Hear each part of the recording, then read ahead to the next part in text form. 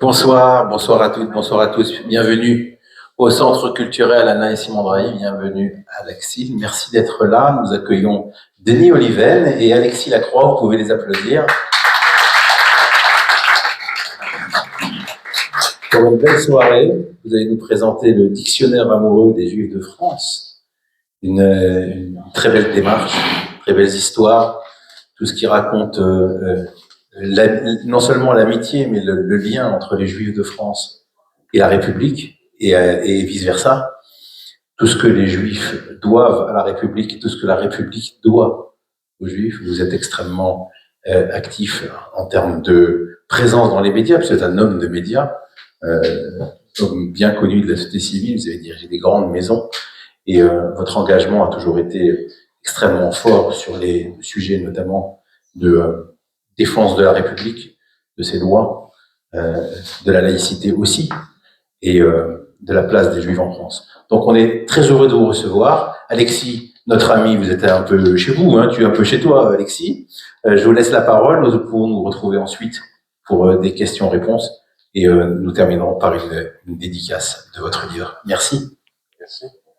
Merci beaucoup, cher Harry. On applaudit Harry Assayag et on le remercie de son accueil toujours extrêmement amical et chaleureux. C'est un endroit où j'ai grand plaisir à venir, et le plaisir est décuplé quand il s'agit de recevoir Denis Oliven. Alors tu l'as dit, Harry, Denis Oliven est un homme de médias, c'est aussi le patron d'un grand groupe d'édition, le deuxième groupe d'édition français, qui est Editis, et puis Denis Oliven, c'est aussi un auteur d'essais, de nombreux essais, consacrés souvent d'ailleurs à des questions relatives à l'économie, à la transparence, des grandes questions sociétales contemporaines. J'ai envie de lui demander très simplement, ce dictionnaire amoureux comporte 114 entrées, plus de 700 pages. C'est une ode, tu l'as dit, cher Harry, aussi bien au judaïsme qu'à la France. C'est même une ode à la France qu'il aime passionnément, de manière immodérée, diraient certains. J'ai envie de lui demander, pour commencer cet échange aussi avec vous, mes amis, qu'est-ce qui a été le déclic pour un homme comme Denis Oliven, qui n'était pas connu jusqu'ici pour avoir cette dilection particulière, pour s'intéresser de façon si encyclopédique, si nourrie, si cultivée, si érudite même, dans certaines entrées. Oui, cher Denis, non, mais vraiment, à l'histoire et au présent du judaïsme français, cher Denis Oliven. D'abord, merci de votre accueil, de m'avoir invité. Merci à vous tous d'être là. J'ai en plus eu la surprise d'arriver, de croiser ma cousine. Et comme on a une toute petite famille, parce qu'elle a été très largement décimée par la Shoah, j'ai pas beaucoup de cousines. Donc, et voilà, je suis ravi de cette occasion de vous voir et de la voir, avec sa fille d'ailleurs. Et elle m'avait pas prévenu en plus.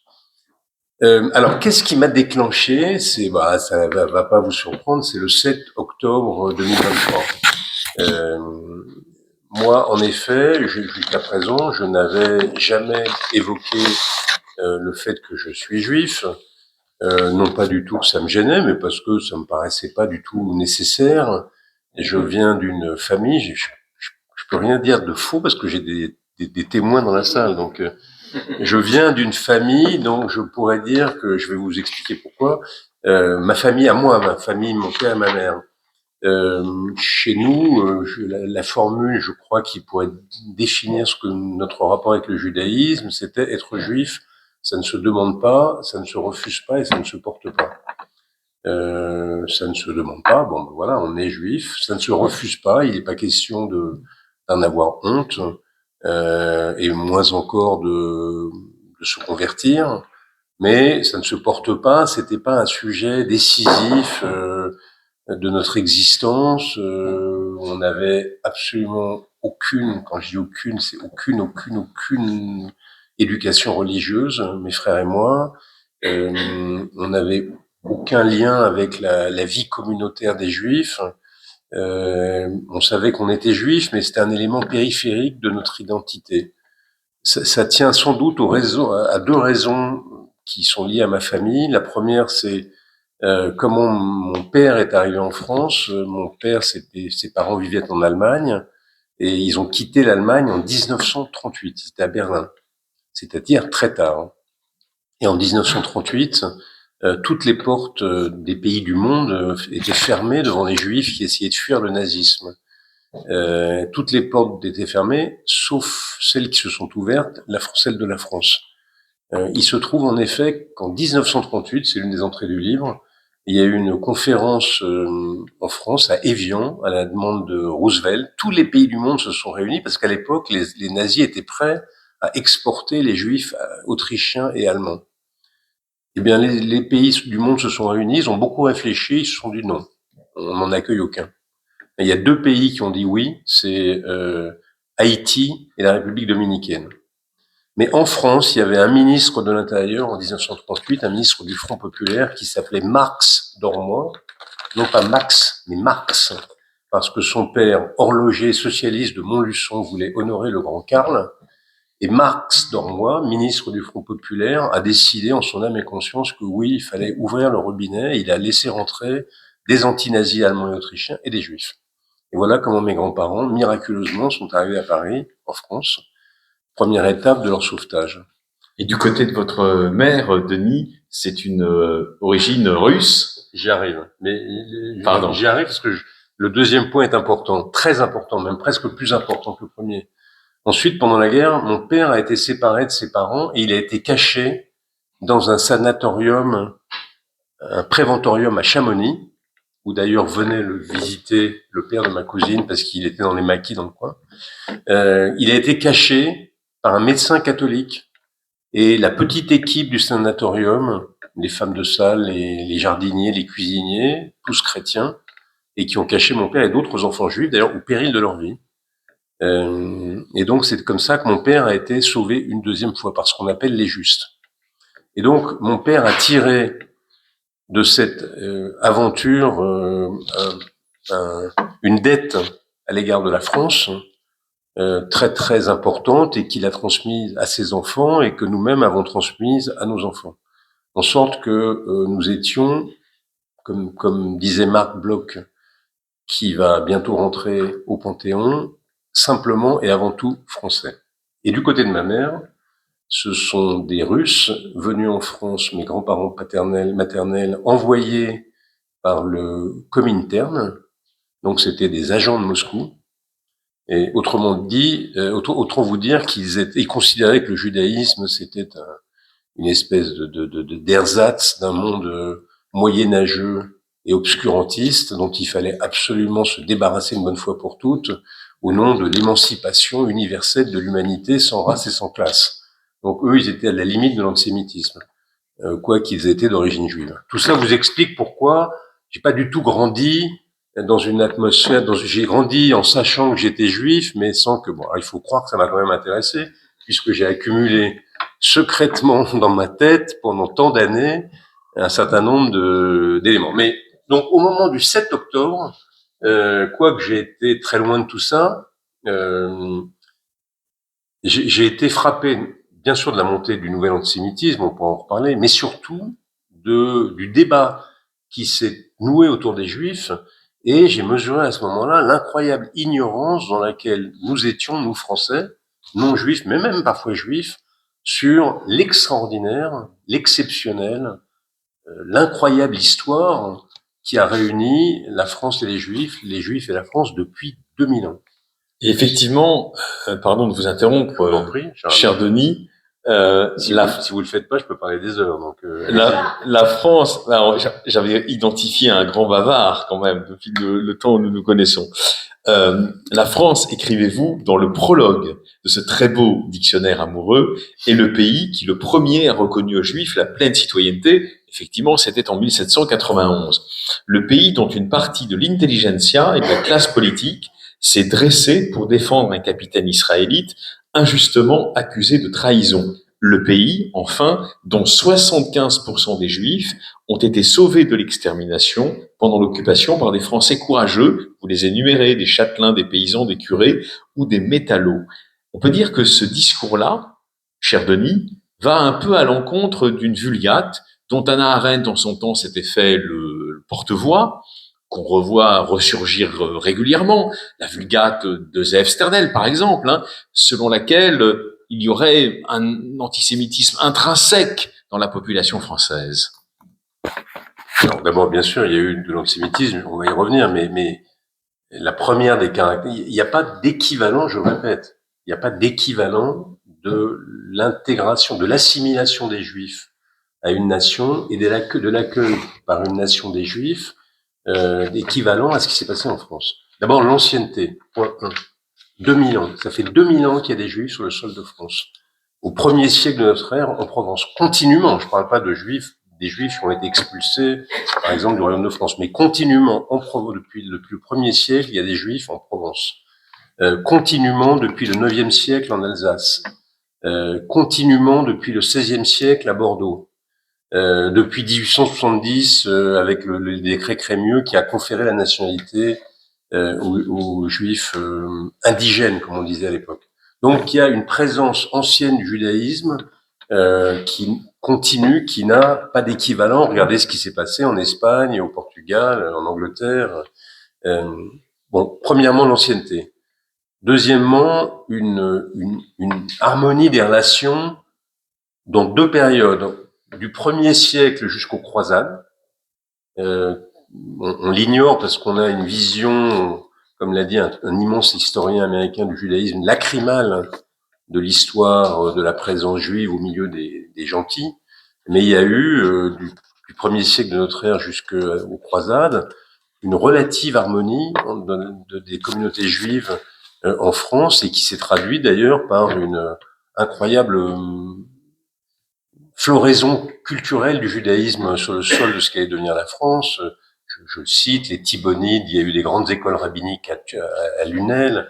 C'est chez nous, au Languedoc, dans le Languedoc, la Kabbale a été inventée. Rachi, qui est sans doute l'écrivain français le plus lu dans le monde puisqu'il est lu dans toutes les synagogues. Enfin bref, il y a une histoire absolument extraordinaire. Et dès le Moyen-Âge, je le cite aussi, des non-juifs, Abélard, par exemple, qui ont manifesté à l'égard des Juifs une aménité, une compréhension qui est assez incroyable. Pourquoi ça s'est passé? Parce que l'Église catholique avait un rapport ambivalent à l'égard des Juifs. D'un côté, bien sûr, il y a tout ce qu'on sait. Il y a le peuple déicide, il y a le peuple aveugle à la vraie foi, et donc elle persécutait les Juifs. Elle les plaçait dans une situation d'oppression, si j'ose dire. Mais d'un autre, elle les protégeait. Elle les protégeait parce qu'ils étaient les témoins de la vérité du Christ, d'une part, et d'autre part, ils avaient un rôle essentiel dans l'économie du salut, parce que de la conversion des Juifs, la conversion des Juifs serait le signe de l'entrée dans le royaume de Dieu.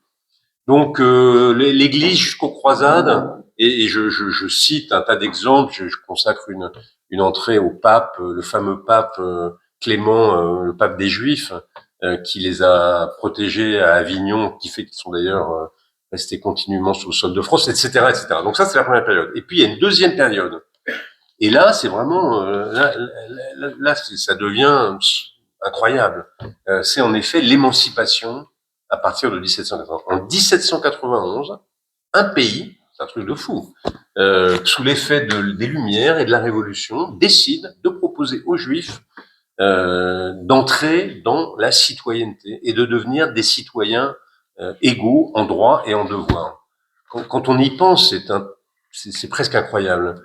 Alors, à partir de cette date initiale, il va y avoir plein d'étapes que je raconte, je vais très vite là, mais ça se fait quand même sur un principe général qui a été énoncé par le duc de Clermont-Tonnerre, qui a été l'un des acteurs de cette émancipation, tout aux Juifs en tant qu'individu, mais rien en tant que nation, en tant que communauté. Vous êtes dans la nation comme les autres. Vous avez les mêmes droits, vous avez les mêmes devoirs. Par exemple, le premier devoir, qui est le devoir militaire, les Juifs le manifesteront dès la Révolution. Quand j'étais jeune, j'étais bonapartiste, ça m'a passé après. Mais quand j'allais sous l'Arc de Triomphe regarder le nom des batailles, et je regardais aussi le nom des généraux, et il y avait le général Wolf, qui est le petit-fils du syndic des Juifs de Lorraine, et qui a été fait général sous Napoléon alors qu'il était juif. Il s'est converti après. Mais au moment où il a été fait général, il était juif. Premier général juif de l'histoire de l'Occident. Et bien avant que d'autres, bon bref. Donc voilà, ça, à partir de là, donc dans l'espace public, vous êtes des citoyens, vous avez les mêmes droits, et votre religion, votre particularisme est d'ordre privé. Vous avez le droit de confesser votre religion, mais c'est une affaire privée. Et à partir de là, ça va s'organiser. Donc c'est comme ça qu'on passe des Juifs aux Français de confession israélite. Et c'est ça que les historiens vont appeler le franco-judaïsme. Attends, j'ai besoin encore de 2 minutes, même si tu es impatient de m'interrompre. J'attends. Je suis patient. Je suis patient. Et ça va se construire progressivement, mais je vous donne juste quelques dates. Je reviens sur les dates que vous avez données, que tu as données. On va se tutoyer, arrêtons de faire semblant de se vous voyez. Quelques dates qui illustrent ce qui se passe, parce que quand on compare à ce qui s'est passé avec d'autres pays, c'est sans comparaison. Donc, 1848, dans le gouvernement de la République, des Juifs, Crémieux, des Juifs assumés comme tels. Je crois qu'il faudra attendre 1920 pour que ça se produise dans d'autres pays occidentaux. 1870, la nationalité française donnée aux Juifs indigènes en Algérie.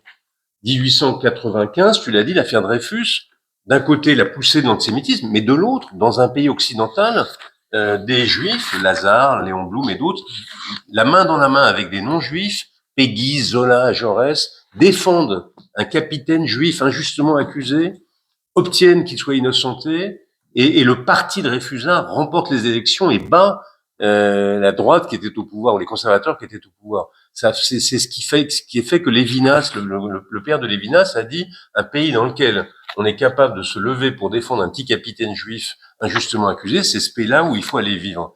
1924, Millerand, dont la mère est juive, même s'il est très catholique, qui est en but à l'hostilité antisémite, est élu président de la République. 1936, l'Union de la gauche, le Front populaire, le PC, le SFIE choisissent Léon Blum, qui n'a jamais abjuré son judaïsme, même s'il est plus religieux, qui est en but à une campagne d'un antisémitisme virulent, le choisit pour conduire la bataille et devenir le premier président du Conseil d'un gouvernement occidental qui soit juif.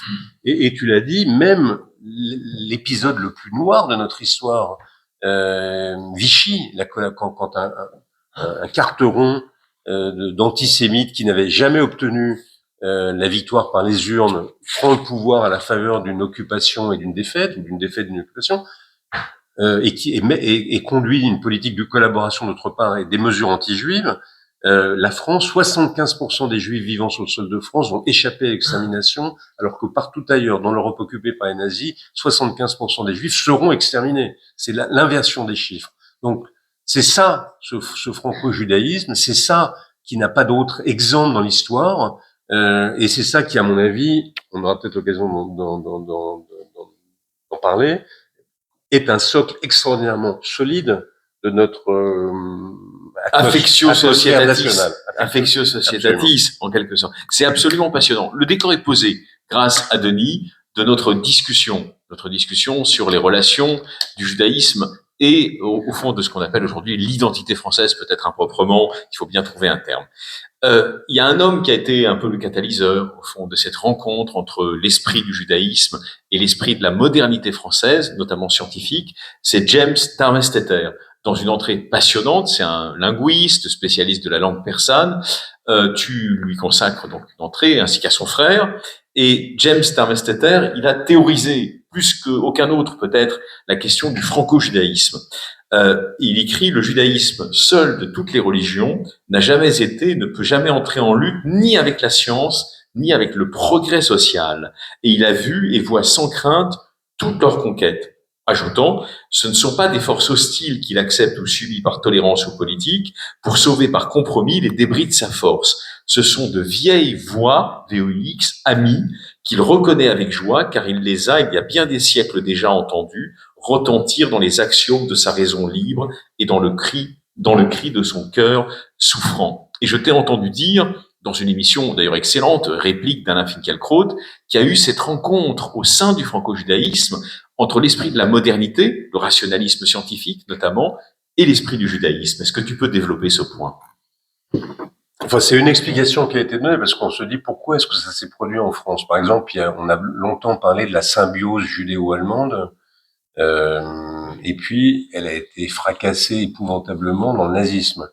Et pourquoi est-ce qu'elle a été fracassée? Parce que, comme l'a dit Hannah Arendt, les Juifs avaient adhéré à l'Allemagne, mais l'Allemagne, elle, n'avait pas adhéré aux Juifs. Par exemple, un capitaine comme le capitaine, enfin un Juif n'aurait jamais été un officier supérieur en Allemagne en 1870, parce que culturellement c'était impossible, et a fortiori pas un officier d'état-major comme l'était le capitaine Dreyfus. Pourquoi? Parce que la conception de la nation, la conception allemande de la nation est ethnique, biologique, raciale en quelque sorte. Et alors que l'invention fantastique de la Révolution française, c'est que la conception de la nation est juridique. Elle est universaliste. Vous partagez les valeurs de la nation, vous assumez vos devoirs de citoyen, vous êtes français, quelle que soit votre origine, et je vous demande pas votre origine ni vos particularismes. Alors après, on a essayé de se demander, moi je crois que le facteur principal qui explique pourquoi ce franco-judaïsme a existé, c'est ça, c'est l'esprit des Lumières, c'est l'esprit de la Révolution, c'est le génie humaniste français exprimé dans la Révolution. Mais on a essayé d'expliquer de l'autre côté est-ce que c'est un miracle? Pourquoi est-ce que cette harmonie s'est si bien faite? Pourquoi est-ce que les Juifs sont rentrés si facilement dans cette assimilation? Assimilation, pas au sens, parce que quand on dit le mot assimilation, c'est l'avantage du modèle républicain, c'est que pour vous assimiler, vous ne changez pas de religion. Si vous êtes dans un pays chrétien, si vous vous assimilez au pays, vous devenez chrétien. Mais dans un pays, une république laïque, vous vous assimilez à la nation. Vous conservez votre particularisme. Donc pourquoi est-ce que les Juifs se sont si bien assimilés à la France et pourquoi la France les a du coup si bien accueillis? Pourquoi ils ont pu exprimer leur talent avec tant de succès et les nombreux exemples que je donne dans le livre le montrent? On a essayé d'expliquer ça, les frères d'Armer-Steter, mais aussi des philosophes, enfin Renan et d'autres, par le fait qu'il y avait en fait une cohérence entre l'esprit du judaïsme et l'esprit des Lumières, que ce qui était le fond de l'esprit du judaïsme, par exemple le Dieu un, se retrouvait dans l'universalisme révolutionnaire, ou bien le messianisme juif se retrouvait dans le progressisme de la Révolution. Et qu'au fond, les Juifs, les notions de liberté, d'égalité et de fraternité entraient en résonance avec les notions fondamentales du judaïsme. C'est peut-être vrai, c'est une explication. Elle a été utilisée par les antisémites qui ont expliqué que la Révolution et les Lumières étaient le produit de la corruption juive. Elle a été renversée par, au contraire, ceux qui pensaient. On prête corrige, hein. On prête corrige. Mais il est très vraisemblable, oui, en effet, que les Juifs ont retrouvé dans les valeurs de la Révolution et de la République quelque chose qui leur parlait, et en tout cas, ils ont été des acteurs majeurs sur le plan politique. On voit que il y a eu un engagement très fort des Juifs assimilés aux forces progressistes, d'abord aux républicains, ensuite aux radicaux, aux socialistes, aux communistes, et les grandes figures politiques du juive en politique. Bien sûr, il y a Georges Mandel, qui est un personnage merveilleux qui est de droite, mais sinon, c'est Mendes, c'est Blum, c'est les militants engagés dans le Parti communiste. Donc, c'est vrai qu'il y avait disons, une cohérence entre le désir d'émancipation des Juifs dont ils bénéficiaient eux-mêmes et le messianisme originel de leur religion, sans doute. Alors, ce voyage dans 2000 ans, non seulement de présence, mais aussi d'action des Juifs dans la construction de la nation française sur la durée est absolument passionnant. 114 entrées, hein, c'est un travail vraiment encyclopédique que tu as conduit. Alors, je vais te poser une question plus précise. Les entrées sont courtes, hein, je le dis pour pas. Non. Vous ayez peur. Ça se lit comme un roman. Ça se lit comme un roman. Vraiment, je peux en témoigner. Et je connais beaucoup de dictionnaires amoureux qui sont pour certains, plus laborieux. C'est vraiment le roman du judaïsme français. C'est absolument passionnant. Alors, il y a quand même deux exemples que nous devons évoquer, parce qu'il faut être honnête. D'ailleurs, tu es honnête, très honnête dans les biographies, où l'assimilation va jusqu'au une forme de vertige catholique. Je me souviens, moi, j'ai commencé quand j'étais petit et naïf, j'ai commencé au Figaro et il y avait Serge Dassault. Et Serge Dassault, il valorisait le catholicisme. Il disait, quand on est français, de facto, il faut être catholique. Et d'ailleurs, c'est écrit, les obsèques de Marcel Dassault, alors Marcel Dassault, c'était son père, ont été célébrées à Saint-Louis des Invalides, celles de Michel Debré, le père de la Constitution de la Ve République, et le père aussi, bien sûr, notamment de Jean-Louis Debré, récemment disparu, à la collégiale Saint-Denis d'Amboise. Alors, est-ce qu'il n'y a pas des cas limites, si tu veux, Denis, où l'assimilation à la France supposait aussi, d'une certaine manière, une forme de fascination pour le catholicisme, dont d'ailleurs certains juifs contemporains très en vue font parfois, d'une certaine manière, un tout petit peu l'objet, me semble-t-il. En fait, il y a au moment de l'émancipation, un certain nombre de rabbins craignaient que l'émancipation ne soit la fin du judaïsme. Parce qu'ils se disaient, l'attraction de la société séculière va être trop forte. C'est pas tellement ce qui s'est produit, en fait. Il s'est produit une première chose assez étrange, et je viens à ta question, hein, c'est que la catégorie juive s'est diffractée en deux entités. Traditionnellement, qu'est-ce que c'est qu'un juif? C'est quelqu'un qui observe la loi juive et respecte ses commandements. Et puis est arrivée une nouvelle catégorie, le juif qui n'est pas religieux, ce qui est presque une incompatibilité théologique. Enfin, pour un juif de la première catégorie, la deuxième est étrange. Et pourtant, c'est ce qui s'est produit. Et jusqu'aujourd'hui, d'ailleurs, j'en suis la preuve vivante. Et donc, c'est ce que je disais sur la capacité d'assimilation de la société française. Elle ne vous demande pas de vous assimiler en changeant de religion. Donc, vous pouvez rentrer dans un univers que connaissent d'autres religions, dans lequel vous n'avez plus aucune pratique religieuse, mais vous vous sentez quand même, par votre identité, relié au judaïsme en l'occurrence. Donc, déjà, cette catégorie-là, et contrairement à ce que pensaient les rabbins, dans la plupart des cas, elle ne s'est pas traduite par la disparition du fait juif. Génération après génération, on demeure juif sans être religieux. C'est tellement étrange que ça a suscité, j'y consacre une entrée, une interrogation sur qu'est-ce que c'est, après la guerre, qu'est-ce que c'est qu'être juif? Et donc, des philosophes français, parce qu'il y a eu ce qu'on appelle l'école de pensée juive de Paris, Emmanuel Levinas, Yankelevitch, Robert Misrahi, se sont tous mis à réfléchir, notamment à partir du livre de Jean-Paul Sartre a publié en 46, je En crois. 46, hein, Ouais. les réflexions sur la question. Réflexion sur la question, dans lequel il disait être juif, finalement, c'est se sentir juif dans le regard d'antisémite. Et ça a irrité ces philosophes qui se sont dit non, le fait juif n'est pas simplement négatif, il peut être positif. Mais si être juif, ça n'est pas être religieux, si ça n'est pas une race, si ça n'est pas une nation, puisqu'on est français, qu'est-ce donc? J'ai pas la réponse, mais en tout cas, il y a la question. Donc, et il y a une troisième catégorie, c'est celle que tu dis, qui est assez minoritaire. En tout cas, par exemple, au 19e siècle, au pic de l'assimilation, c'est moins de 1% de la communauté juive qui se convertit. Il y a des conversions. Et je consacre une entrée à ces conversions parce que c'est assez intéressant. Et il y a des conversions extrêmement militantes.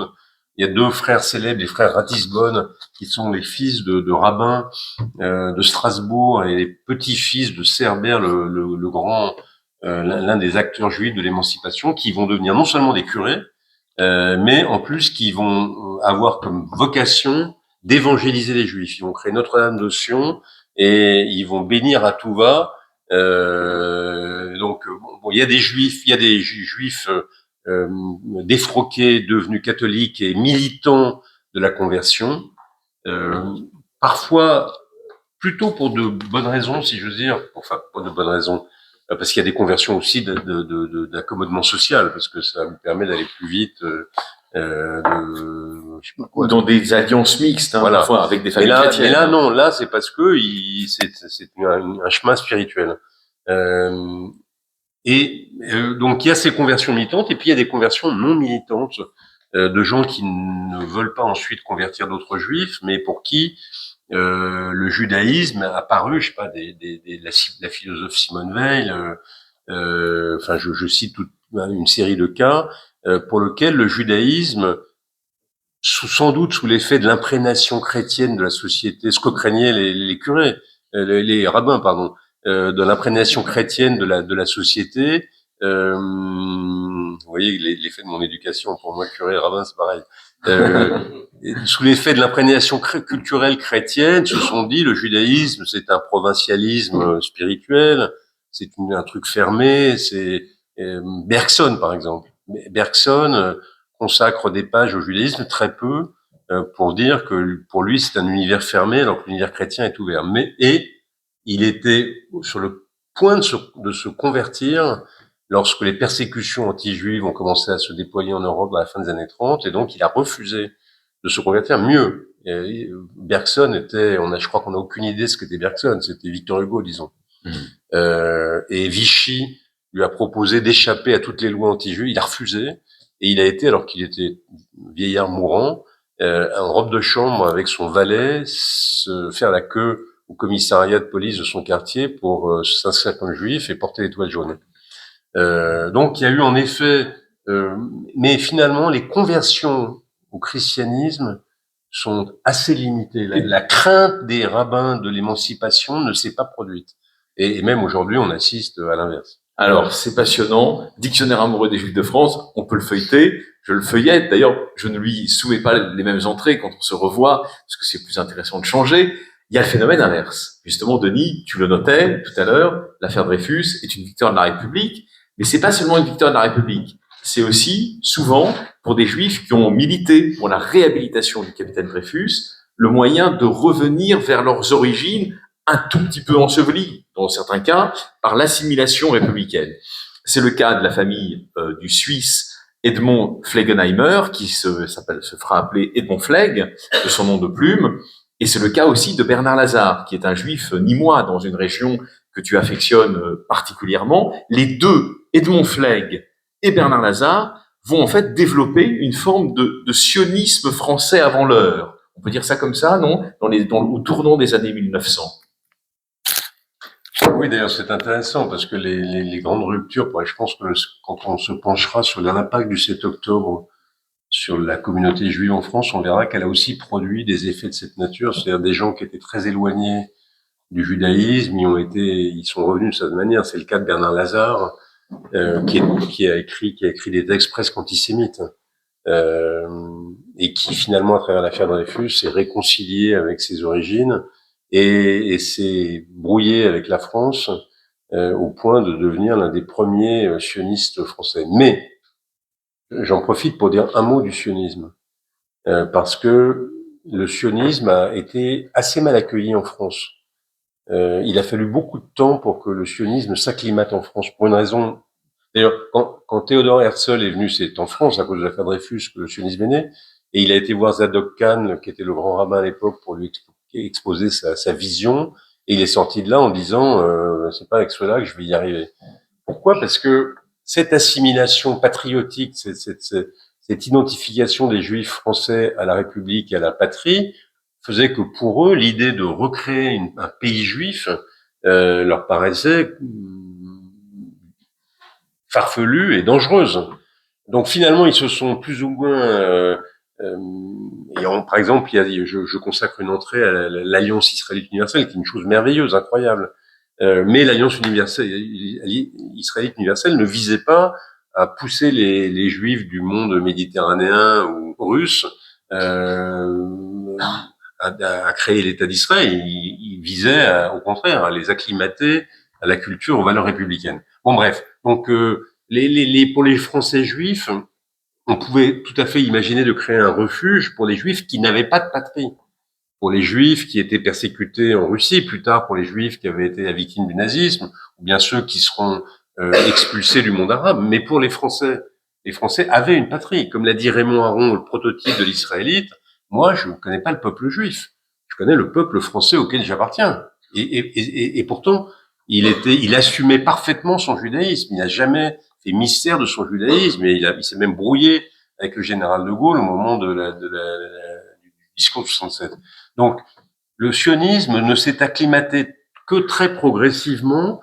Disons, c'est vraiment dans les années à partir de 67, du danger vital qui a menacé Israël, que le sionisme est devenu un élément fondamental de la communauté juive française,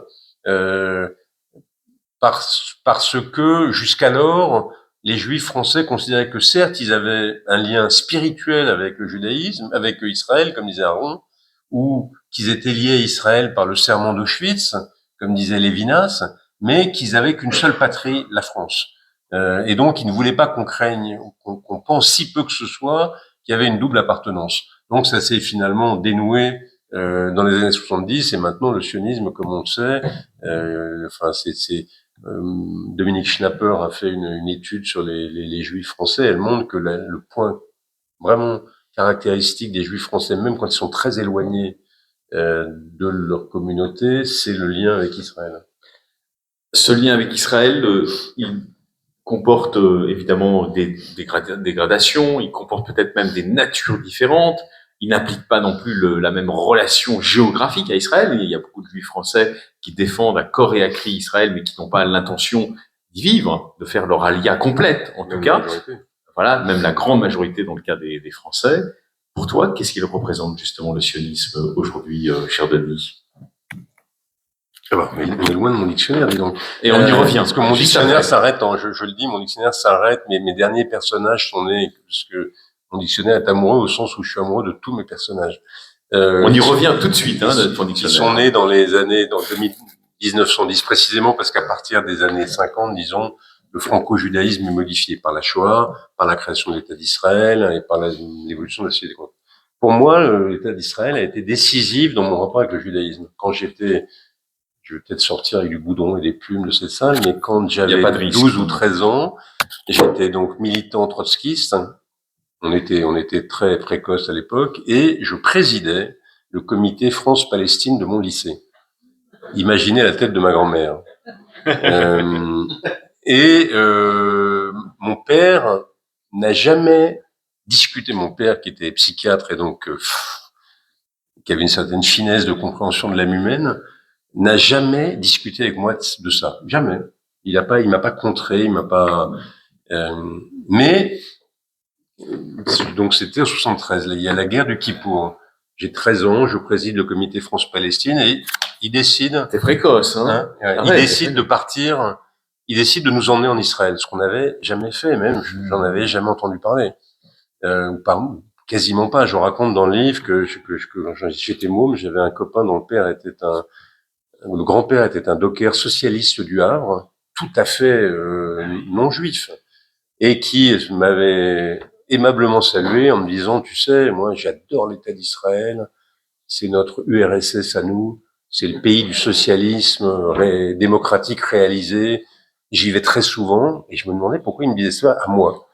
Et puis quelques temps après, je vous assure que c'est strictement vrai, un autre copain de la même bande d'ailleurs avait un père qui était hôtelier à Bayonne, on passe des vacances chez lui, et ce gars avait été OAS, parachutiste OAS, et il me prend à part et il me dit, parce que manifestement, moi je savais pas, enfin le judaïsme ne comptait pas pour moi, mais pour tous mes copains, ils savaient qui j'étais. Et il me dit, tu sais, j'ai sauté en 56 à Suez avec les para-israéliens. En 67, s'ils m'avaient dit de venir m'engager à leur côté, j'aurais fait.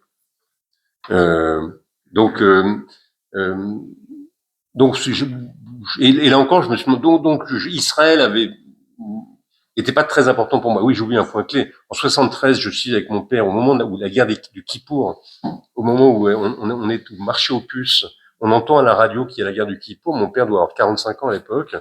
Il a fait brillamment son service militaire, mais 20 ans plus tôt, en voiture, on file à l'ambassade d'Israël et il veut s'engager.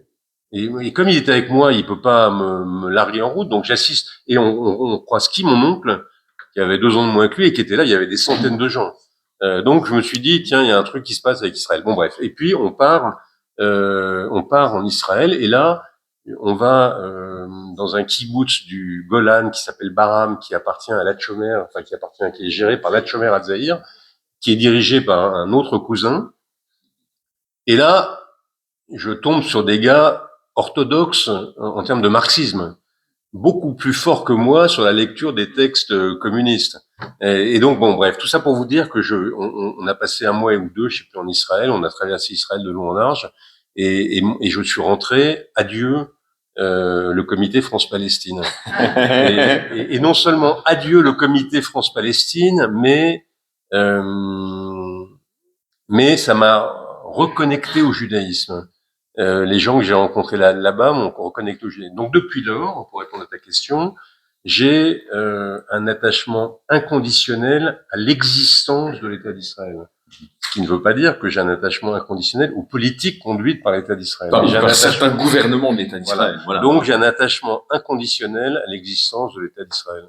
Et je partage absolument la formule de Raymond Aron: si d'aventure les pays du monde laissaient disparaître ce petit État juif, cela m'ôterait jusqu'à la force de vivre. Exactement. Ce serait pour moi la perte d'une raison de vivre. Voilà ce que je ressens à l'égard de l'État d'Israël, ce qui m'empêche pas d'être critique sur telle ou telle de ces politiques. Alors, on te rencontre aussi dans une forme d'intimité, en tout cas dans tes goûts, parce que c'est vrai que tu n'en fais pas mystère dans les conférences. Je le sais depuis longtemps. Tu aimes la Provence profondément. Hein. Tu es un enfant de la Provence. Enfin, en tout cas, tu as élu domicile dans la Provence, dans les Bouches-du-Rhône. Les Bouches-du-Rhône, tous ces départements, hein, le Gard, mais aussi l'Hérault, c'est les terres historiques d'un mouvement spirituel considérable du judaïsme qui s'appelle la Kabbale. C'est là, effectivement, que les kabbalistes ont pris racine et c'est là qu'ils ont développé cette doctrine ésotérique. Alors certains pensent que c'est une doctrine irrationnelle. On peut dire que l'entrée que tu consacres à la Kabbale est passionnante parce qu'elle rend justice aussi à la grandeur de ce qu'a été la Kabbale, de ce qu'est la Kabbale et de ce qu'a été la Kabbale pour les Provençaux, pour les Nîmois, pour les Gardois, pour tous ces habitants de départements qui correspondent en gros à la ceinture méditerranéenne d'aujourd'hui. Bah, tu as tout dit, hein. Oui, alors j'aime la Provence. Mon père disait, quand on se promenait dans les paysages de Provence, c'est la Judée et la Samarie. Et dans le petit chemin sablonneux qui est devant la maison où je vais, il y a de magnifiques pins. Et récemment, quelqu'un m'a dit, quelle est la race de ces pins? Ce sont des pins, l'espèce, ce sont des pins de Jérusalem. Donc, je pense que les Juifs du comtat venessin, et je suis fasciné par les Juifs du comtat venessin parce que d'abord ils sont là depuis 2000 ans. Ensuite, ils sont ni séfarades ni ashkénazes. Ils ont quasiment disparu maintenant. Ils ont développé leur propre langue, ils ont eu leur propre liturgie. Il reste 2 synagogues sublimes à Cavaillon et à Carpentras, des cimetières qui sont bouleversants. Et donc, franchement, c'est les racines du franco-judaïsme, même si il reste quelques juifs dans ma tournée, non pas Ashtandre et Tête de Bois, mais Ashtandre et Magen David, que j'ai fait pour mon livre. J'ai croisé quand je signe des livres, quelqu'un me dit, oui, je m'appelle Madame Astruc, je sais d'où elle vient, ou oui. Madame Bédaride, je sais qu'elle est du Midi. Ou Madame Vidal. Madame Vidal, ou Madame Naquet, enfin bon, bref. Et donc je consacre pas mal d'entrées au judaïsme comtadin, à Armand Lunel, au cimetière, et aussi à ce qui s'est passé avant, en effet, la Kabbale, les Thibonides. Je dois à l'honnêteté de dire que sur ces entrées-là, ouais. Les Thibonides, la Kabbale, enfin dès qu'il y avait un aspect religieux, j'ai eu recours à l'aide d'un jeune homme qui s'appelle Alexandre Journeau, oui. Bien plus versé que moi dans la chose religieuse, parce que c'est vrai que j'avais peur de dire d'énormes bêtises. Moi, je connais beaucoup mieux Saint-Augustin que Rachid. Donc tout ce que j'ai écrit a été tamponné. Non pas caché, mais en tout cas sérieux du point de vue religieux. Et donc oui, la Kabbale s'est déployée dans le Languedoc français au Moyen-Âge.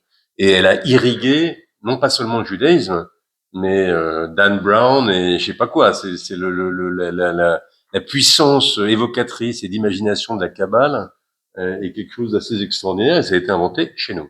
Alors c'est passionnant, Denis Oliven, dictionnaire amoureux des Juifs de France. Je le feuillette aussi avec vous dans de nouvelles entrées, parce qu'il y a donc tu identifies 5 familles, tu vas nous le dire, du judaïsme français, 5 familles géographiques, mais aussi de provenance, on dirait aujourd'hui ethnique, peu importe. Mais il y a des juifs rares entre guillemets, il y a les juifs des Antilles.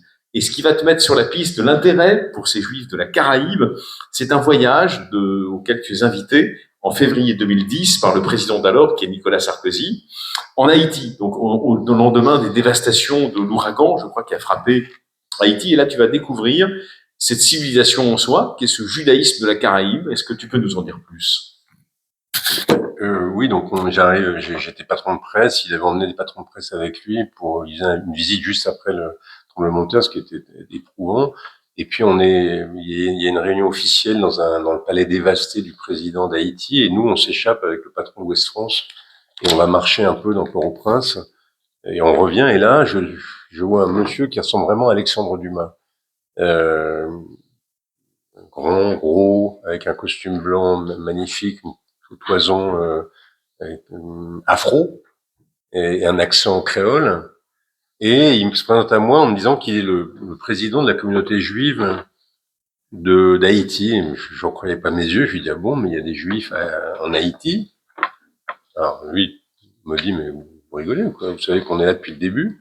Et là, il a commencé à me faire un récit sur le judaïsme carré. Donc ça m'est revenu au moment d'écrire ce dictionnaire. Et donc je suis repassé sur Haïti, sur le pirate, comment s'appelle-t-il? Zut, Lafitte. Lafitte, le pirate.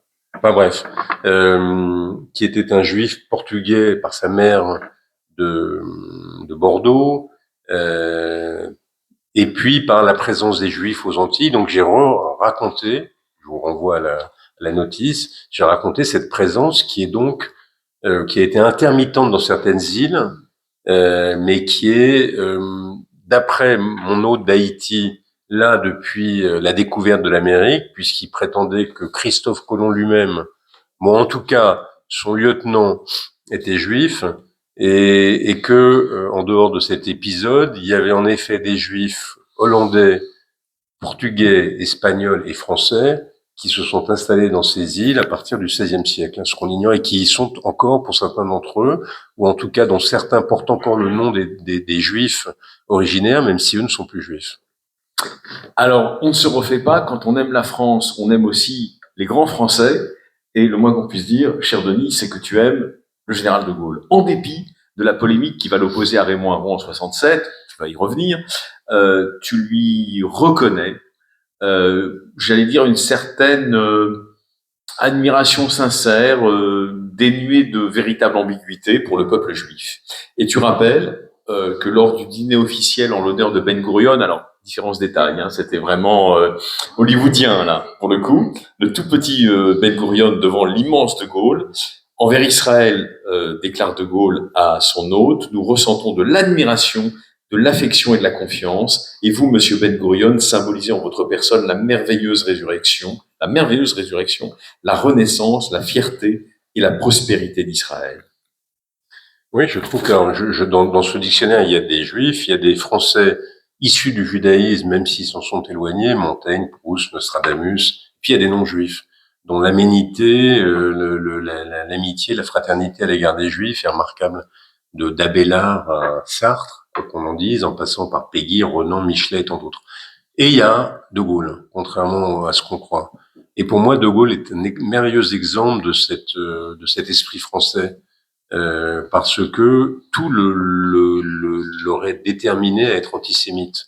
Il vient d'une famille de la droite traditionnelle, disons maurassienne, mais sa famille ne sera pas anti-dreyfusarde, ce qui est déjà beaucoup, et son père est même un ami de Bergson. Lui, on n'a quasiment aucune trace, on a quelques phrases malheureuses quand il était jeune officier en Pologne, mais aucune trace, aucun propos antisémite, alors qu'à l'époque, le préjugé antisémite est extrêmement répandu, y compris chez les juifs eux-mêmes. Il y a beaucoup moins de propos antisémites chez De Gaulle que chez Julien Bada, par exemple. Donc très peu de traces d'antisémitisme, une proximité avec les juifs dès avant la guerre. Le colonel Meyer, qui va être son inspirateur intellectuellement, enfin du point de vue de la stratégie militaire, Georges Mandel, avec lequel évidemment il partage le combat contre Munich et surtout l'esprit de résistance. Et c'est en fait grâce à Mandel que De Gaulle a eu le destin qu'il a eu, puisque les Anglais voulaient que ce soit Georges Mandel qui vienne diriger le gouvernement en exil de la France, et Georges Mandel a dit je peux pas. D'abord, ce serait idiot de mettre un juif à la tête du gouvernement en exil, parce qu'on dit déjà que la guerre qu'on fait est une guerre juive, et là on en donnera la preuve. Et ensuite, je peux pas quitter le territoire national, je suis juif, je veux pas qu'on puisse penser un seul instant que j'ai fui l'ennemi. Il sera d'ailleurs finalement, comme vous le savez, fusillé. Mais il dit aux Anglais, c'est De Gaulle qu'il vous faut. Et il convainc De Gaulle de partir à Londres. Et De Gaulle lui en sera reconnaissant. Ensuite, il y a Londres, la fameuse formule qu'on prête au général, apocryphe ou pas, mais en tout cas vrai dans les faits. J'attendais la France des cathédrales et j'ai eu celle des synagogues. Il est entouré de juifs à Londres. Où vous soyez, j'en fais la liste, mais où vous regardiez, il y a des juifs. Des juifs ou des juifs qui sont en train de se convertir comme Schumann, ou des juifs qui se convertiront, enfin bon, mais des juifs. Donc le premier, c'est René Cassin, qui lui ne se convertira pas.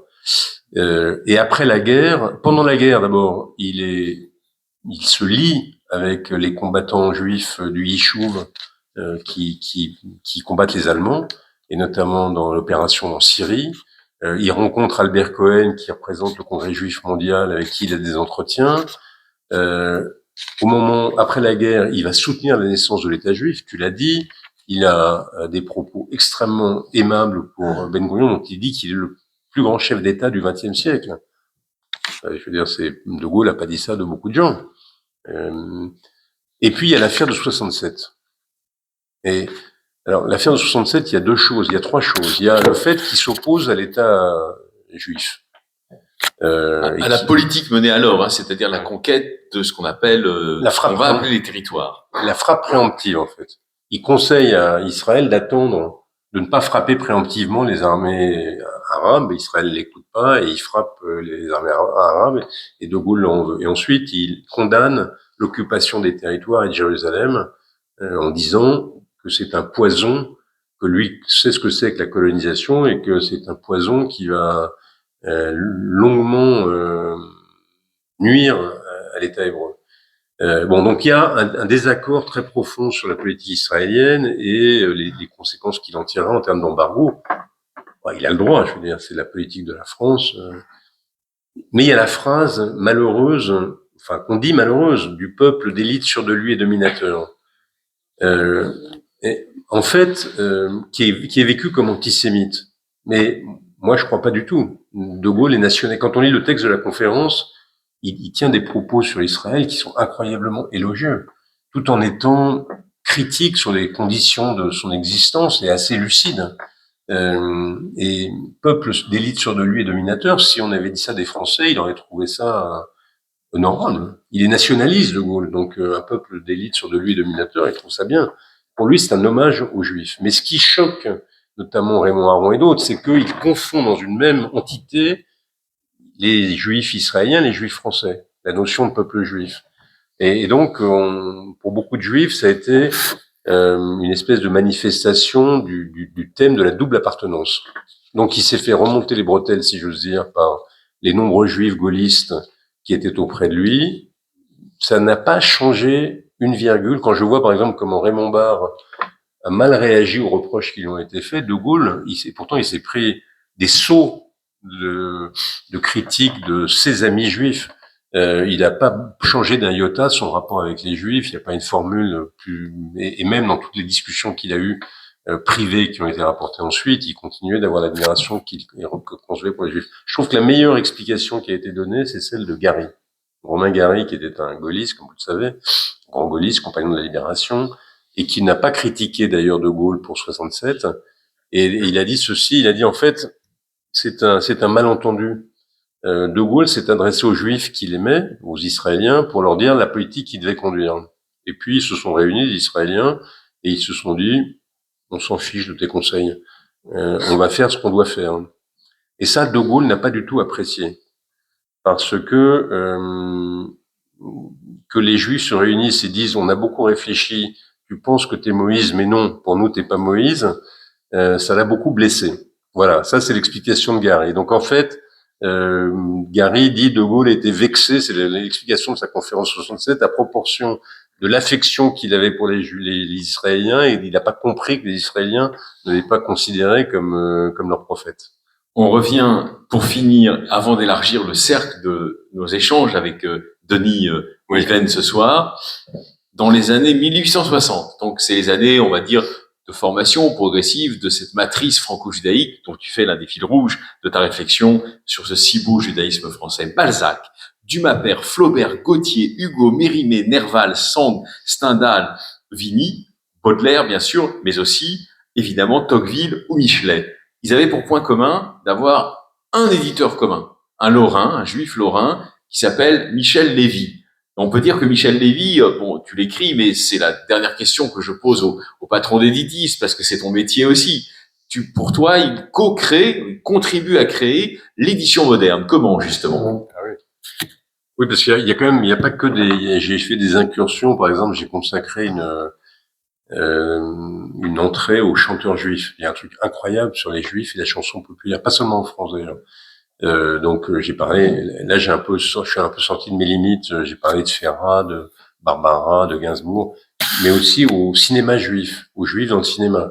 Parce qu'il, par ailleurs, il y a pas de chanson juive, il n'y a pas de cinéma juif. Il y a des juifs dans le cinéma, il y a des juifs dans la chanson. Mais ce qui est merveilleux dans le modèle français, c'est que quel est quand des artistes rentrent, expriment leur talent en France, ils deviennent les représentants du génie français. Si vous vous dites quel est le grand cinéaste de comédie français, c'est Gérard Houry. Le grand humoriste, c'est Tristan Bernard. La grande actrice, Sarah Bernard. Donc le modèle assimilationniste permet aux Juifs d'exprimer leur talent, non seulement d'exprimer leur talent, mais de devenir les visages de la France dans le domaine qui leur et j'étais encore frappé de ça l'autre jour quand j'ai été le long des barrières de la rue Soufflot où se massait une foule qui attendait de faire cortège au cénotaphe de Badinter qui allait vers le Panthéon. Il y avait très peu de juifs, je pense autour dans ces centaines de gens, et aucun de ces gens ne faisait cortège aux juifs Badinter. Ils se fichaient complètement que Badinter soit juif. Ils faisaient cortège à l'homme qui incarnait pour eux l'idée de la justice de la France, de l'abolition de la peine de mort, de la liberté, peut-être la nostalgie pour les plus anciens d'entre eux de 81. Mais c'est ce qui se passe c'est ça pour moi le philosémitisme fondamental du modèle français. Je reviens à Michel Lévy. Oui, Michel Lévy est l'inventeur du livre de poche en quelque sorte, du livre à petit prix. C'est lui qui a fait passer l'édition des grands formats chers au petit format pas cher et de l'imprimerie d'élite à l'imprimerie de masse. Et donc il y a dans l'histoire de l'édition française, il est probablement l'un des 2 ou 3 points saillants de la transformation et il était tellement intéressant, tellement utile, tellement bon éditeur que, par exemple, alors il s'est brouillé avec Flaubert, qui a écrit des choses horribles sur Flaubert, qui n'a manifeste aucun antisémitisme dans sa correspondance.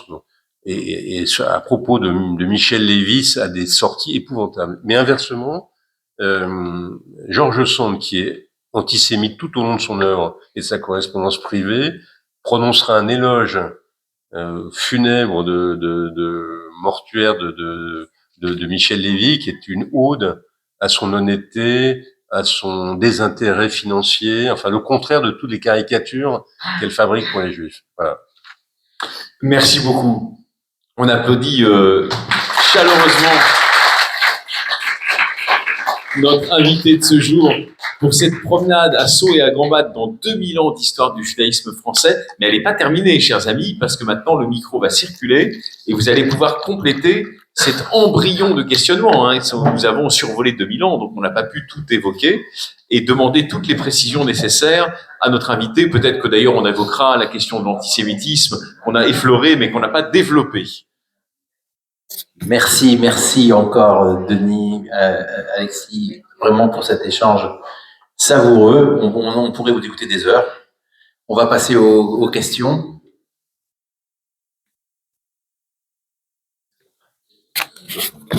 Bonjour, merci pour votre conférence. Je vous avais entendu lors de l'émission Réplique où vous étiez passé exprimer votre attachement à la formule qui semblait vous caractériser. Je suis un Français juif et surtout attaché à cet ordre des mots. Je voulais savoir justement dans cet ordre-là si depuis le 7 octobre cet ordre n'avait pas été un tout petit peu ébranlé dans le sens où, enlevant toutes les manifestations, que l'on pourrait d'ailleurs, puisque vous et moi on a un point commun, c'est que nous sommes d'origine allemande, donc on pourrait assimiler pour une partie à ce qu'était le Lumpenprolétariat à l'époque, mais cette solitude que l'on a pu avoir par l'absence de l'expression de Français à nos côtés.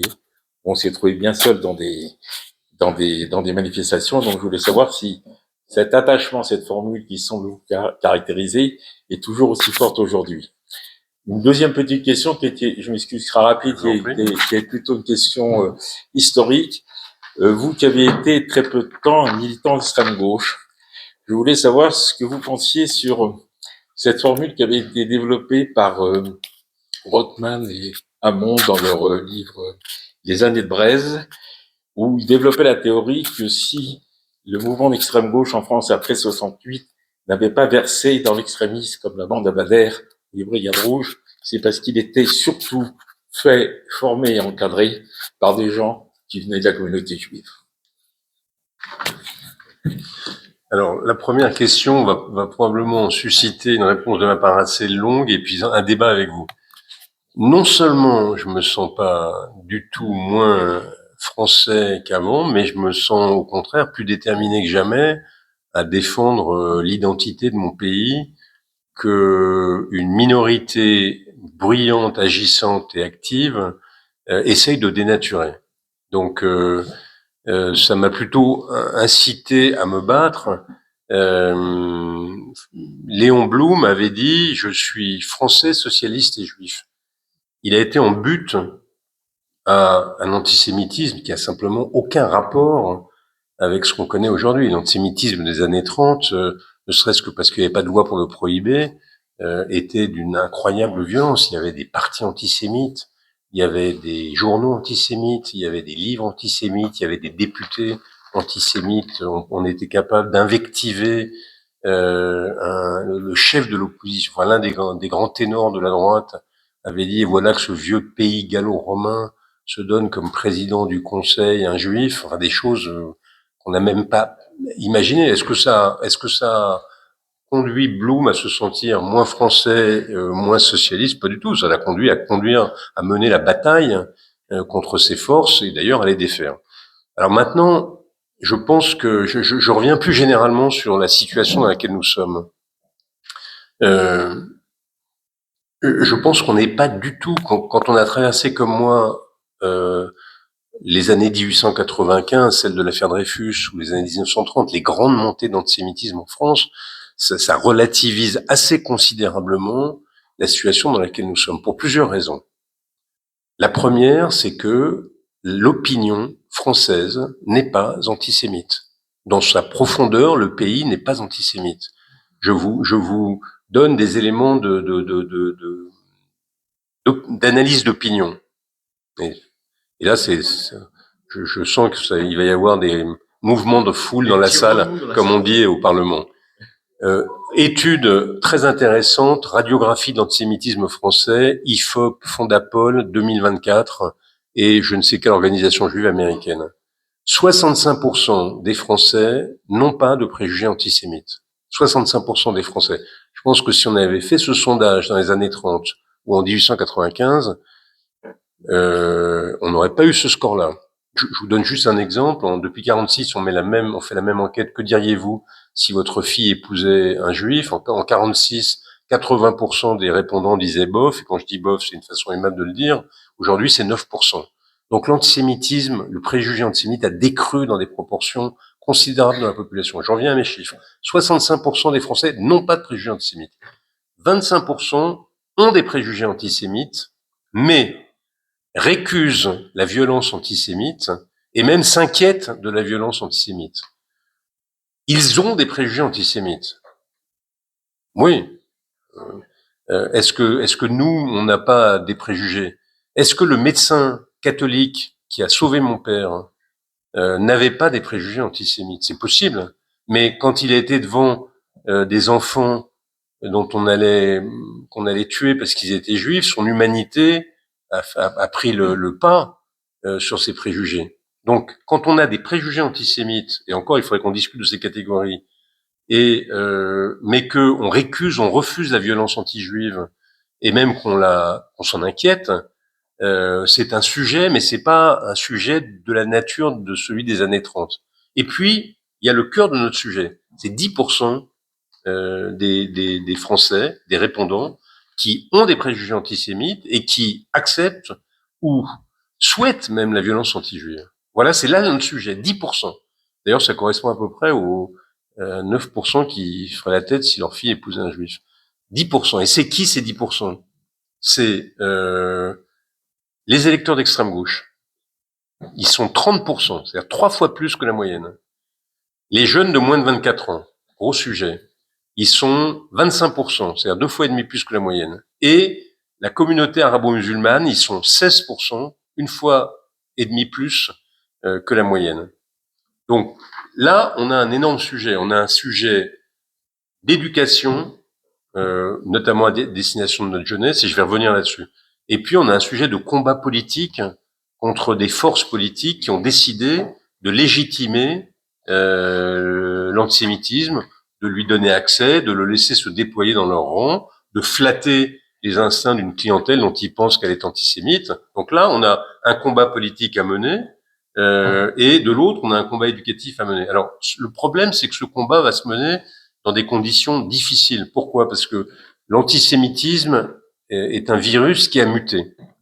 Le premier variant de cet antisémitisme, c'est l'antijudaïsme chrétien, vieux de 2000 ans, les juifs, peuple déicide.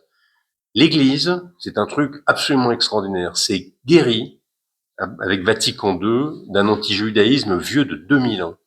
Je raconte le rôle qu'a joué l'historien français Jules Isaac dans cette affaire. Mais entendre, si quelqu'un du Moyen-Âge avait entendu Jean-Paul II dire « les Juifs, nos frères aînés », il serait tombé de sa chaise. Donc ce travail a été fait. Je suis sûr qu'il y a encore un fond d'antisémitisme chrétien, mais l'Église, l'institution, globalement, s'est guérie de cet antisémitisme, et cet antisémitisme cet antijudaïsme a disparu. Le deuxième variant, c'est l'antijudaïsme socialiste, celui de Proudhon, de Fourier, de Marx, et les Juifs rois de l'argent, les Juifs incarnation du capitalisme mondial. La gauche s'était guérie de cet antijudaïsme au moment de l'affaire Dreyfus. Elle est même devenue elle-même, lorsqu'elle a rompu avec cet antijudaïsme pour devenir la défenseuse de l'humanité tout entière, y compris un capitaine bourgeois juif qui était accusé. Donc ce truc-là, il y a toujours des restes de ça, mais il a disparu politiquement, je veux dire. La troisième forme, l'antisémitisme proprement dit, racial, les juifs, peuple, race maudite, corruptrice et négative, qui a pour partie été inventé en France, il a été définitivement balayé de la scène par les horreurs du nazisme.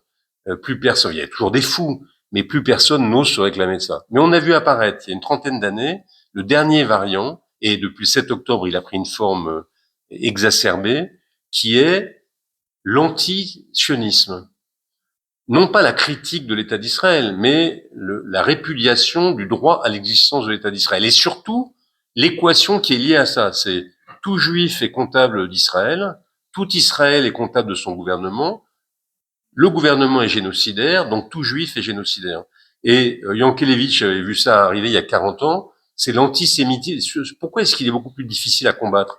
Parce qu'il est prétendument moral. C'est l'antisémitisme vertueux. Quand vous chassez des enfants juifs d'un avion parce qu'ils chantent de l'hébreu, c'est horrible. Mais si ce sont des génocidaires, vous êtes du côté du bien. Quand vous interdisez un orchestre philharmonique, vous êtes le camp du bien. Donc, il va falloir qu'on déconstruise, et ça va pas être facile, cet antisionisme d'un genre nouveau. Mais on n'est pas seul dans cette bataille. Il y a 90%, ou en tout cas une grande majorité des Français, qui sont sur cette ligne. La plupart des forces politiques le sont. La majorité alors, vous dites le silence. Non, moi je suis pas d'accord sur le silence des Français. Une incise parce que c'est vrai qu'on est au cœur d'un sujet important qui excède évidemment l'histoire du judaïsme français. Mais le sentiment qui ne reflète pas forcément une réalité à 100%, hein, le sentiment d'une solitude des Juifs de France apparaît très aigu. Peut-être qu'il n'a jamais été aussi aigu depuis 67. Ça, c'est possible. Hein. C'est une réalité, en tout cas ressentie. Non, bien sûr, mais c'est une réalité ressentie. Objectivement, qui ne correspond pas forcément à la réalité que tu décris d'ailleurs, hein, pour le coup. Oui, parce mais c'est perçu comme ça. Voilà. Vous voyez que en dehors de LFI, mais que globalement une bonne partie des forces politiques a manifesté sa solidarité, que des forces sociales l'ont fait aussi, et même des intellectuels, des écrivains, je sais pas quoi, Sophia Aram, Philippe Val, Jean Quatremer à Libération, Problème sans ça. enfin partout, je veux dire.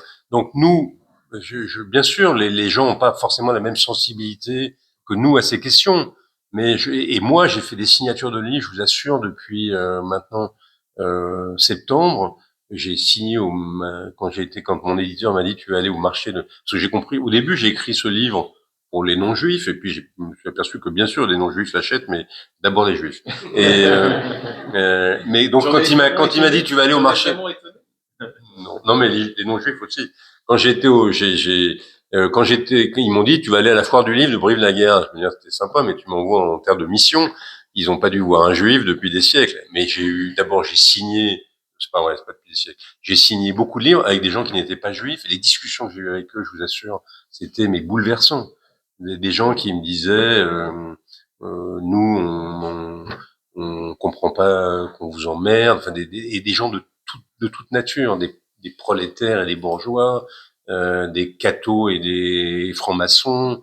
Donc le pays profond n'est pas les 10% de gens assez concentrés en termes de localisation, très présents dans les facs, très présents dans une certaine intelligentsia et très présents dans ce qu'on appelle les quartiers. Mais c'est un endroit qui est assez périmétré. Et je pense que dans les profondeurs, son pays demeure sur la dynamique qui fait que j'ai évoqué depuis le début de cette conférence. Donc, je n'en tire qu'une seule conclusion. Je ne vais pas commencer à me sentir moins français parce qu'une bande de gens foutres sont antisémites. Je vais les combattre, voilà, et chercher à avoir le maximum d'alliés pour ce faire. Sur votre deuxième question, et d'ailleurs, je vais vous dire une chose, c'est même pour ça que d'une certaine manière, j'ai fait, parce que moi, je m'appelle Oliven. Le nombre de gens qui me disent, mais on savait pas que vous étiez juif. Donc moi, je me suis dit le 7 octobre, vous voulez nous emmerder? Et vous croyez qu'on va se laisser faire? Vous croyez que je vais baisser la tête comme Français à cause d'une bande de petits salopards comme vous? Non. Donc j'ai déclaré Urbi et Orbi qui j'étais. Voilà. Maintenant, sur la deuxième question d'extrême gauche, ah bah oui, je crois que c'est certain. C'est certain que la forte présence, je consacre une entrée aux Juifs dans le Parti communiste, mais aussi aux Juifs dans le trotskisme. Quand j'étais à la Ligue, on disait, vous savez pourquoi le bureau politique oui. Vous savez pourquoi dans le bureau politique de la Ligue, on fait pas les réunions en yiddish? C'est parce que Ben Saïd ne comprend pas. Donc, la présence très forte des Juifs dans l'extrême gauche a joué sans doute un rôle décisif pour éviter le basculement dans l'action directe de l'extrême gauche française. Alors, autre question. Daniel Ben Autre Saïd. question, oui. Daniel Ben Saïd, c'était un gentil gars. Question par ici, s'il vous plaît. Bonsoir. Tout d'abord, mille excuses pour mon retard. Et voilà, dans le prolongement de ce que vous avez évoqué dans la conférence, j'ai pensé à Camille Pissarro. Oui. J'ai découvert de façon complètement fortuite, un peu comme vous, lorsque vous étiez en Haïti, son judaïsme et sa présence dans les Caraïbes très tôt. Et puis également la communauté juive de Curaçao. Je me promenais et au gré de ces promenades, j'étais toute jeune, j'avais 21 ans, je tombe vraiment par hasard et sans le savoir sur une synagogue cachée. Et c'est là que j'apprends donc, et j'essaie de m'intéresser à la présence de cette synagogue, et c'est là que j'apprends en questionnant qu'effectivement, il y avait des communautés juives qui s'étaient installées dans les Caraïbes pour fuir les persécutions à partir de 1600 et quelques qui avaient lieu en Espagne et au Portugal. Voilà. Donc de belles surprises, effectivement. Ma question est de savoir pourquoi est-ce que vous avez eu envie d'écrire ce bouquin qui est, d'après ce qu'on me dit, remarquable. Alors pourquoi, d'après ce qu'on me dit? Parce que j'ai commencé, je l'ai découvert au gré de mes flâneries dans les librairies, ce que j'adore faire. Je l'ai acheté et offert à mon neveu qui est depuis septembre de l'année dernière à Montréal et qui est très attaché à son judaïsme. Puis je l'ai acheté enfin pour moi, on me l'a piqué. Et j'en ai acheté un troisième que j'ai aussi offert et on ne me fait que des compliments. Donc j'espère que je vais pouvoir acheter le quatrième et d'avoir le plaisir de votre dédicace. Mais voilà, pourquoi est-ce que vous avez eu envie d'écrire ce livre? Alors j'ai peut-être certainement raté les débats lorsque vous l'avez présenté à la presse, mais j'aimerais bien donc vous entendre ce soir à ce sujet. Merci. D'abord, oui, en effet, Pissarro est au cœur de la notice sur les Caraïbes, il est natif du côté de sa mère, je crois, de juif français, mais de son père, pardon, de son père, oui, de juif bordelais, et du côté de ou avignonnais, je sais plus, ou bordelais vivant à Avignon, mais du côté de sa mère, c'est les juifs Caraïbes qui étaient là-bas depuis le XVIe siècle. Pourquoi je l'ai dit en tout début de la conférence, donc je vous le résume d'un mot, parce que j'ai été frappé de l'ignorance des Français à partir des débats du 7 octobre, de leur ignorance de l'incroyable histoire qui est français, juif et non juif, de l'incroyable histoire qui nous réunit. Je vous donne juste un exemple, même des gens de bonne foi. Le Cornu, le Premier ministre, tout à fait de bonne foi, attaque LFI, je sais pas quoi, il l'attaque en disant et je voudrais dire ici que les actes antisémites représentent, je sais pas quoi, 80%. Les Juifs ne représentent que moins de 1% de la communauté de la population française, alors que ils représentent plus de 70% des actes xénophobes. Dit-il. Donc xénophobe, c'est-à-dire qu'ils n'aiment pas l'étranger. Donc pour lui, inconsciemment, sans qu'il s'en aperçoive, il était de bonne. Je le critique pas, il voulait défendre. Mais pour lui, de bonne foi, juif, c'est pas complètement français. Voilà. Donc je me suis dit qu'il fallait euh, combattre l'ignorance. Une autre question, Denis. Bonsoir, merci beaucoup pour votre conférence. Donc j'ai quatre petites questions très rapides en fait.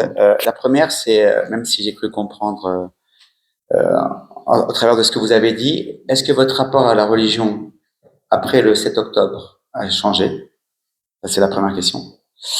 La seconde question, c'est que en tant que PDG d'Editis, est-ce que vos prises de position ont eu un impact sur vos clients ou avec vos actionnaires? Parce que je crois que c'est un Tchèque, le président, je crois, du groupe, c'est ça. La troisième chose, ça m'intéresse, c'est de savoir en tant que PDG d'une maison d'édition, quel est votre avis sur ces news? Voilà. Et la quatrième, en fait, c'est pas une question, c'est une validation de ce que vous avez dit, parce qu'on a passé les vacances avec ma femme dans le comtat de Vénessin. Donc on est parti à l'Île-sur-la-Sorgue et dans la synagogue de Carpentras, c'était exceptionnel. Donc il y a une présence forte du judaïsme. Mais en fait, aujourd'hui, comment faire pour faire revenir les Juifs? Parce que on est parti se promener dans les dédales de l'Île-sur-la-Sorgue et on est tombé sur un chantier archéologique du bain rituel et de la synagogue de l'Île-sur-la-Sorgue. Donc ça nous a fait beaucoup de mal parce qu'en fait, on s'est dit, il y a eu combien? Alors sûrement, j'ai appris ce soir que c'est des kabbalistes, mais c'est vrai qu'il y avait des écoles là-bas. Et donc, en fait, en gros, comment aujourd'hui faire en sorte que les Juifs puissent revenir sur leurs traces, quoi, en fait, voilà. Merci. Alors, la religion, non. Ça n'a rien changé à la religion. Je pense que je suis définitivement perdu pour la cause, même si ça m'intéresse. Je dis pas que ça m'intéresse pas, et ça m'intéresse notamment parce que j'ai dit tout à l'heure que ma reconnexion avec le judaïsme était passée par Israël, mais elle est passée aussi par le fait que lorsque j'étais étudiant en philo, à l'époque, on pouvait avoir la chance d'écouter Emmanuel Lévinas, qui a eu une influence décisive sur moi, et je lui consacre une entrée où j'essaie d'expliquer de la manière la plus pédagogique possible quelle est sa vision du judaïsme, et au-delà du judaïsme. Donc on allait à l'école normale israélite orientale, l'ENIO, rue Michel-Ange, où tous les samedis matins, après l'office, il commentait la péricope du jour je raconte ça dans le livre, dans une assemblée hétéroclite dans laquelle il y avait les juifs qui sortaient de la synagogue, des dominicains, des bonnes sœurs, des jésuites, des profs de philo, des élèves de philo. Et donc, j'ai suivi pendant 2 ans les leçons talmudiques, enfin les commentaires talmudiques de Lévinas. Et évidemment, ça m'a rebranché avec le judaïsme, en tout cas avec la conception qu'il en a, pas tellement du point de vue de la religion, mais en tout cas, c'est pas, ça peut pas se distinguer pour lui. Mais son idée, tout simplement que être un juif et au-delà de ça, être un homme, c'est se sentir responsable pour autrui, que c'est ça l'essence du judaïsme et l'apport fondamental du judaïsme à l'humanité. Ça m'a évidemment parlé, et donc de ce point de vue, je me sens connecté à une des dimensions religieuses du judaïsme. Donc je vous ai dit tout à l'heure que par mon environnement, mes études, je connais bien mieux la philosophie chrétienne que le judaïsme, mais ça m'intéresse quand même. J'ai lu, ça m'intéresse. Ensuite, non, je vais pas. Il se trouve que j'ai un fils qui est revenu à une certaine forme de judaïsme religieux modéré, massorti. Et donc, quand il était à New York, un jour, il m'a dit, on se parlait au téléphone, parce qu'il vivait à New York, et je lui dis, mais t'as l'air un peu triste. Il me dit, bah oui, ça va être bientôt Yom Kippour. Et moi, tu sais, Yom Kippour, bah toutes les familles se réunissent. Moi, je fais pas de famille. Et je suis à New York. Donc, j'ai sauté dans un avion. J'ai un vieux copain qui était un pilier d'une synagogue massortée à New York, et nous voilà embarqués tous les deux, mon fils et moi, pour l'office de Kippour d'une part, et ensuite pour le dîner de rupture du jeûne chez mon copain. Et je sais pas si vous avez déjà assisté à un office massorti, enfin conservatif libéral à New York, mais c'est extatique, quoi, c'est du télé-évangélisme. Même moi, j'étais prêt à la conversion. Il y avait des quelques années près, s'il avait rencontré Abraham. il y avait des codes, des orchestres, enfin bon bref. Donc voilà, donc mais enfin non, je suis pas revenu. Éditis, non, il y a aucun problème. Liberté, liberté chérie, mon actionnaire trouve merveilleux que j'ai écrit ce livre, et les éditeurs et les lecteurs n'ont pas réagi. Chez Éditis, c'est le pluralisme, donc tout le monde peut s'exprimer. CNews, qu'est-ce que j'en pense, de quel point de vue? Évidemment, je partage pas du tout la ligne de CNews, à aucun égard, mais en revanche, comme je suis attaché à la liberté, au pluralisme, je partage pas non plus l'avis de ceux qui pensent que CNews ne devrait pas exister. Je pense que pendant des années, il y a 25 ou 30% de la population qui n'avait pas sur les chaînes de télévision le reflet de ses opinions, de ses sentiments, de ses réactions. Et je trouve pas malsain qu'il y ait un peu de pluralisme. Je sais qu'on n'a pas le droit de le dire, mais le service public est plutôt de gauche. C'est indiscutable. Moi, j'écoute France Inter tous les matins. On m'explique pas qu'il est neutre, c'est pas vrai. Donc, qu'il y ait un contrepoids d'un autre côté, que les spectateurs et les auditeurs aient la chance de choisir, la possibilité de choisir, ça me choque pas. Après, il faut simplement que chacun respecte la loi. La loi, les obligations que la loi impose aux médias, le respect d'un certain nombre de règles, voilà. À part ça, j'ai aucun problème. Moi, je regarde pas CNews, franchement, et chaque fois que je regarde, mais ils m'ont gentiment invité, par exemple, et j'ai été, je ne boycotte pas non plus CNews. Voilà. Donc, moi, je suis pour la liberté.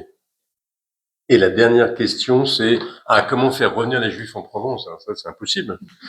Il y a beaucoup de Juifs en Provence, mais c'est pas les Juifs originaux. Mais il faut juste qu'on maintienne le patrimoine et qu'on l'entretienne, parce que c'est merveilleux, c'est une nostalgie merveilleuse, et l'émotion que vous avez ressentie, moi, je la ressens énormément. On va prendre encore 2 questions. 2 questions, oui. Merci. Merci pour votre érudition sur le judaïsme, enfin en tout cas sur les juifs français. Une chose est sûre, c'est que vous ne laissez pas les gens indifférents, puisque moi-même, j'appartiens pas à la communauté de Levallois, je suis juste à côté. Vous êtes passé au centre communautaire de Neuilly. Je m'étais laissé convaincre de ne pas aller vous voir. Parce que oui, parce que les avis sont controversés. Quelle légitimité, vous qui n'avez jamais revendiqué votre judaïsme. Puis samedi soir, j'étais à un dîner chez des amis et on m'a convaincu du contraire. Donc je suis venu me faire ma propre opinion. Et alors? Non, mais je dois dire qu'au niveau culture, je suis impressionné. Et j'ai qu'une envie, c'est de vous lire. Mais votre livre est un peu, je dirais, passéiste, peut-être, parce qu'on parle d'une France d'avant. Vous l'avez dit vous-même, ça s'est arrêté en 1900 et quelques, 110 ou 1930. Un peu plus loin. Non, ouais, 1900. Ouais, c'est ce que vous avez dit tout à l'heure, je pense. Est-ce que vous avez, alors quelques questions, est-ce que vous n'avez pas le sentiment d'avoir été trahi par rapport justement à cette France d'hier, par rapport à vos convictions de toujours, le socialisme, que vous, manifestement, vous continuez à défendre? Et puis si on faisait une petite fiction, si on se disait, bon, vous avez écrit La France d'hier, est-ce que si on se projetait comme Michel Houellebecq sur la France de demain, comment vous décririez le judaïsme français? Merci beaucoup. Est-ce que j'ai le sentiment d'avoir été trahi? J'ai le sentiment par la France? Non, pas du tout. Je suis impressionné par la trahison. C'est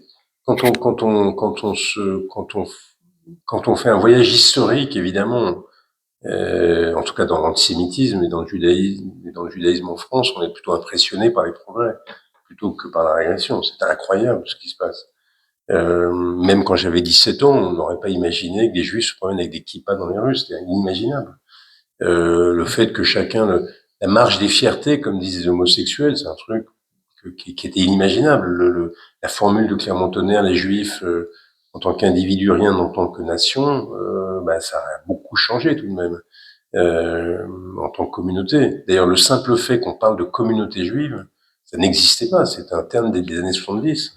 Les juifs n'existaient pas comme entité dans l'entité, si j'ose dire. Donc non, je suis plutôt frappé des progrès de la liberté, de l'égalité, de la faculté laissée à chacun d'exprimer sa sensibilité, sa différence. Donc je me sens pas du tout trahi par la France. Je me sens trahi par la gauche. En tout cas par une partie de la gauche. Et gravement trahi. Parce que je vous l'ai dit tout à l'heure, je considère que la gauche est devenue elle-même quand elle a épousé la République. Et comment ça s'est manifesté? Ça s'est manifesté quand elle a décidé que un capitaine, alors qu'elle était antimilitariste, bourgeois, alors qu'elle était anticapitaliste, et juif, alors qu'elle était antisémite, devait être défendu parce qu'il appartenait à l'humanité. Et elle est devenue à ce moment-là la défenseuse de l'humanité et pas la défenseuse d'une catégorie particulière. Donc la voir aujourd'hui faire le chemin inverse, non plus être l'instrument de la lutte des classes, mais l'instrument de la lutte des races, pour une partie d'entre elles, ça me navre, ça me déprime, ça me déprime pas, c'est pas mon tempérament, mais ça me conduit à vouloir la combattre. Voilà, donc s'il y a une trahison, c'est celle-là.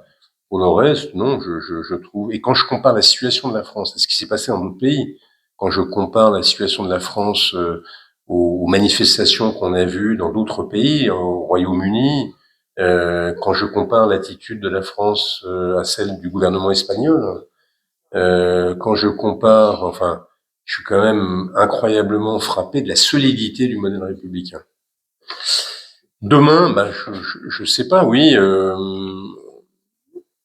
il y a deux options. Ou bien on est capable à quoi ressemblera le judaïsme demain, j'en sais rien.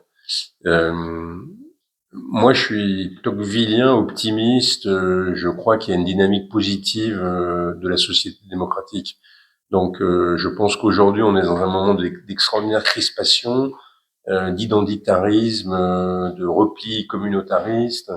On a une immigration arabo-musulmane qui est finalement en France depuis peu de temps, depuis une trentaine d'années, une quarantaine d'années. Et par ailleurs, elle est arrivée au moment où notre modèle justement républicain s'affaiblissait par rapport au multiculturalisme et où l'appareil scolaire jouait mal son rôle. Donc, il y a deux options. Ou bien on se dit la bataille est perdue et notre modèle républicain va disparaître, ou bien il faut qu'on se batte pour le reconstruire à nouveau frais, pour le rendre plus efficace. Pareil, je prends un exemple. Je trouve que le combat contre l'antisémitisme est très mal fait en France. on s'est concentré sur l'éducation à la mémoire de la Shoah. Mais c'est un sujet, mais c'est pas le seul sujet. Aujourd'hui, le sujet, c'est déconstruire la vision simpliste du Proche-Orient, c'est combattre des préjugés culturels qui viennent pour une partie de la communauté arabo-musulmane qu'on n'avait plus à combattre puisque l'Église s'était défait des siens. Donc on n'est pas à l'heure du combat.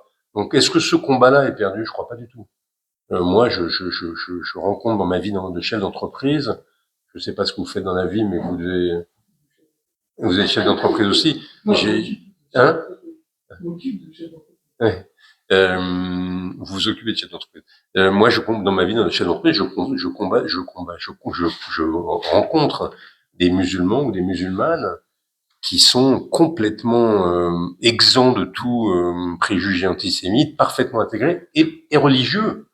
Je discutais l'autre jour avec quelqu'un, je vais pas dire son nom, qui occupe un haut poste dans mon entreprise, donc je pensais qu'elle était parfaitement laïque.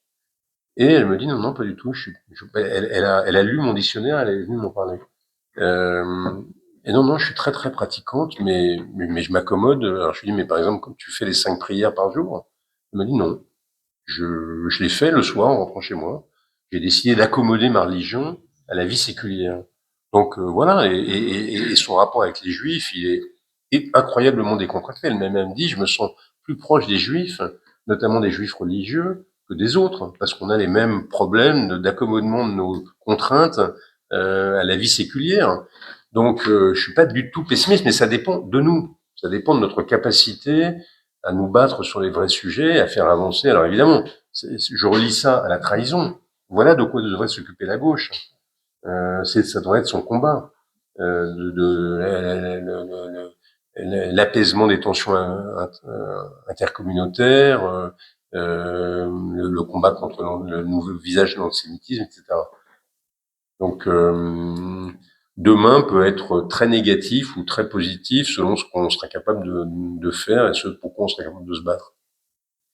Merci, nous allons clôturer cette conférence. Vous pouvez échanger ensuite avec Denis. Merci beaucoup. Applaudir Denis et Alexis, puis retrouver la conférence sur la chaîne YouTube. Merci de prendre le bon. Merci. Mais j'ai oublié une petite question. En fait,